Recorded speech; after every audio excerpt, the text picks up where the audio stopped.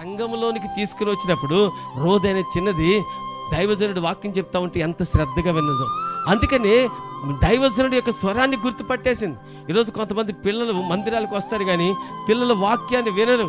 వారి చేతులకి సెల్ ఫోన్లు ఇస్తూ ఉంటారు. ఇక్కడ దైవజనుడు వాక్యం చెప్తా ఉంటే ఫోన్లు చూసుకుంటూ ఉంటారు. కొంతమంది పేపర్ పెన్ ఎట్టి రాసుకుంటూ ఉంటారు. కొంతమంది చేతుల మీద ఏవో గీక్కుంటూ ఉంటారు. ఏమండి, ఈరోజు పిల్లలు చూస్తే భక్తిలో పెంచలేకపోతున్నారు. కొన్ని పంచలేరు. సండే స్కూల్ జరుగుతూ ఉంది. ఇక్కడ టీచర్స్ ఉన్నారు. ఇక్కడ వాక్యం నేర్పిస్తారు, నీతి కథలు నేర్పిస్తారు, పాటలు నేర్పిస్తారు. ఏమైనా పంపిస్తారా అంటే ఈ తల్లిదండ్రులే తెల్లవారి 10 గంటలకు లేస్తారు నిద్రలో నుంచి. ఇంక తెల్లవారి జరిగే సండే స్కూల్ పరిచర్యకి ఏం పంపిస్తారు? అలాంటప్పుడు ఏది దేవుని స్వరమో, ఏది దెయ్యం స్వరమో, ఏది దైవజనుడి స్వరమో, ఏది దైవజనుడు కాని స్వరమో నీ బిడ్డలు ఎలా గుర్తించగలుగుతారు? ఆ రోజు అందరూ ప్రార్థనలో ఉన్నారు.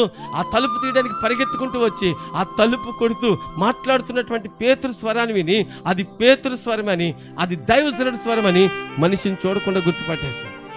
ఈరోజు మన బిడ్డలకు అటువంటి ఆత్మీయ పరిపక్వత కావాలి. ఏమండి, అలా ఆత్మీయ పరిపక్వత కావాలంటే మన బిడ్డలను భక్తిలో పెంచాలి. అలా పెంచగలిగినప్పుడే వాళ్ళు స్వరాలను గుర్తించగలుగుతారు.